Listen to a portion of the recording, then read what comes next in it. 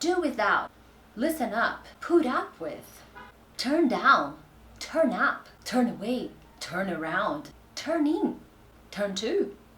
How do I learn phrasal verbs? Hey guys, I'm Teacher Prix, and I'm gonna help you talk to anyone, anywhere, anytime in English. But before this video, stop. Have you subscribed? I have a pretty high goal this year. It's 10,000 subscribers. So I need your support. Subscribe and like this video. Okay? Now, coming back to the video, the subject of the day is phrasal verbs. Do you ever ask yourself how to learn phrasal verbs? Why are they so difficult? Well, I'm gonna help you today and give you some pretty cool ideas. Actually, 3 simple ones. 3 simple steps to how you can become a better phrasal verb learner. First thing, before I go to the tips, before I go to the 3 steps, it's not that simple, okay? I'm not going to lie and come here and say, hey guys, it's so easy, it's a piece of cake. I wish I could have a cake right now. Yeah, but phrasal verbs, yeah. It's not.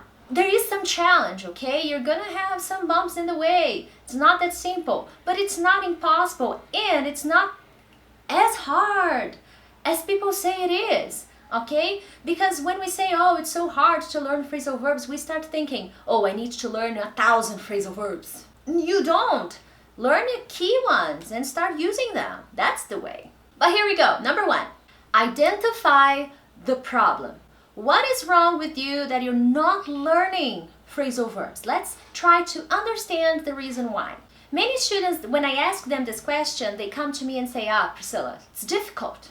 They're too long. That's why. That's the problem. Don't get me wrong, these are reasons. But we need to go deeper, okay? And how do you go deeper? You need to analyze how you study phrasal verbs. When I ask this question to my students, they say, oh teacher, I have this book, and I have this book, and I access this website, and this website, and it's like, whoa, stop. Why do you need a 400 phrasal verb book? Like, are you gonna use the 400 phrasal verbs? So this is the problem, we get overwhelmed by this number of 400 phrasal verbs, oh my god, and we don't study the ones that we really need to study. So this is the problem. Books are nice, I like books, I have these books, these phrasal verb books, they're important, okay, but just like I always say in my videos, context is key, and sometimes the examples these books give are, I don't even have a word for that. I'm speechless. I can't even explain the examples I sometimes see on these books. It's crazy.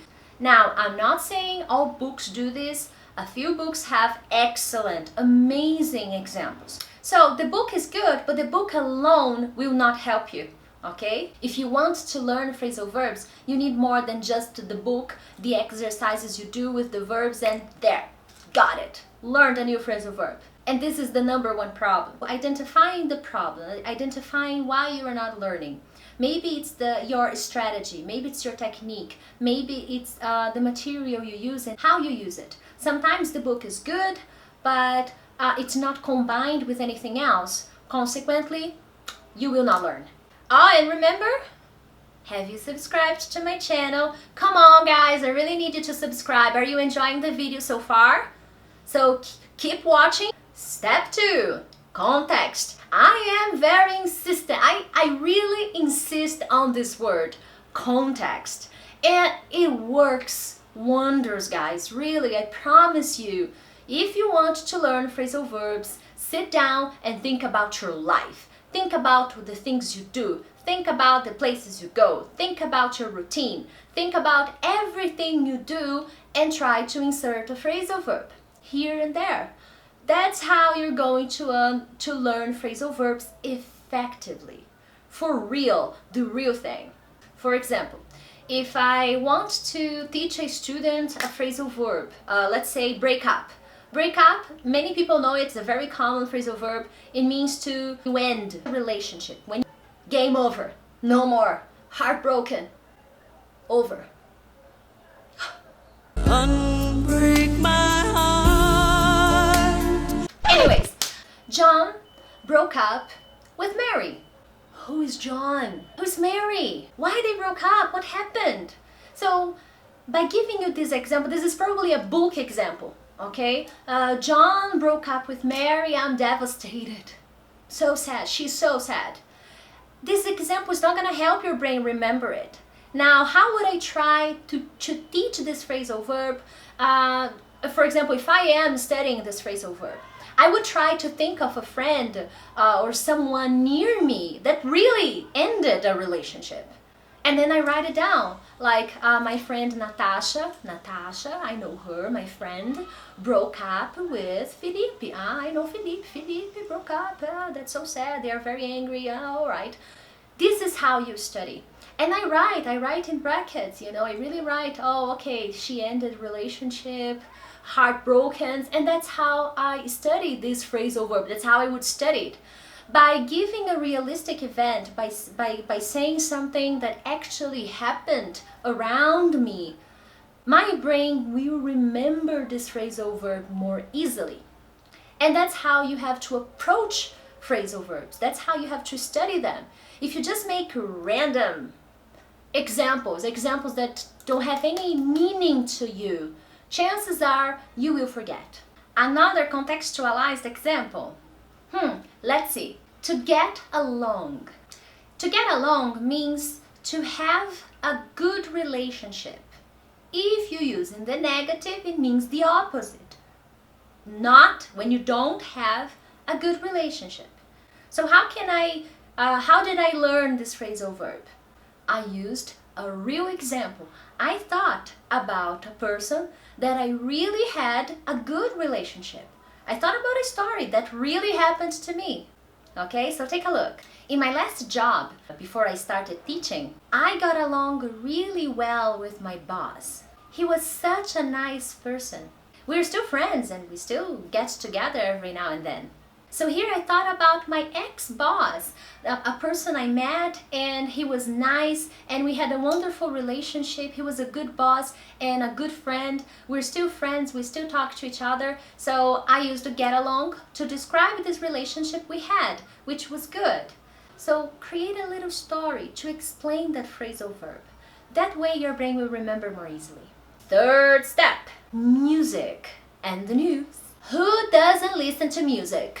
Excuse me, I don't. Alright, some people don't like to listen to music, but most people do. Most people like to listen to music.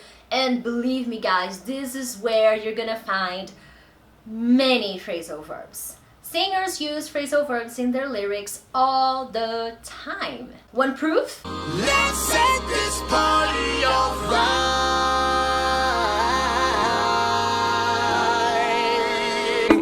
Come on, turn the radio on. Don't let me down. Don't let me down. You keep tearing me apart. I haven't seen my ex since we broke up. Probably 'cause he did. My friends all acting strange. They don't bring up your name. Are you? Exactly. All these phrasal verbs in all these different songs you've seen. See? If you want more proof, well, I can't keep doing this because the video is going to be too long, but I made my point. You can find many phrasal verbs in songs. The nice thing about it is that when you study a phrasal verb in a song, try to understand what's happening. Don't just look for... Sorry, I'm still sick. Getting over a really bad flu. And the nice thing is, don't just go online and find the translation for the song. Many people do that. Not cool. Try to understand the story. Many of these songs are telling something, are telling a story. So try to understand what the phrasal verb means there.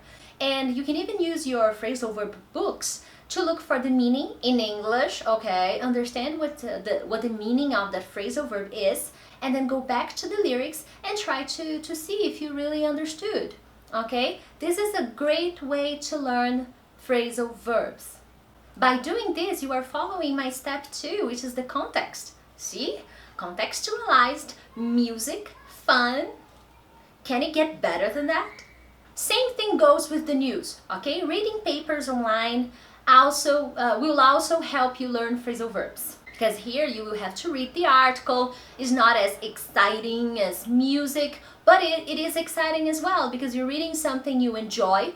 Okay, my advice is read something you like. Don't just go on the New York Times to find something you don't like and try to study. You will get bored to death if you do that. Read something you enjoy and try to look for phrasal verbs in these articles. Then get the phrases where you found the phrasal verb and try to analyze what happened, what is happening here, and then bring it to your life, your own examples. That's how you're going to learn. And you see here, as you can see, I'm trying to show you some headlines from different papers. Phrasal verbs everywhere. They use a lot of phrasal verbs. It's there. All you need to do is take some time, sit down, take a look at the phrasal verb, what it is. Try to bring it to your life, your examples. You know, write the sentences from these articles and you will see context, you will see story. And where you see story, where the brain sees story, it sees memory. You will memorize these phrasal verbs more easily and you will remember then the next time you need a different word. Question of the day. What phrasal verbs can you remember? And if you remember, write down your examples in the comments and I will correct them for you. Tell you if the example is good, if I understood, answer if it's a question. You can ask me a question with a phrasal verb. The sky is the limit. Post your reply, your comment, and I will read it and reply it to you. Don't forget to subscribe. Yes, 10,000. Help Teacher Prix achieve 10,000 subscribers. Like my page on Facebook to stay tuned on the latest news about things I'm going to do and posts. And stay tuned for the next video. Thanks guys, and I'll see you next time.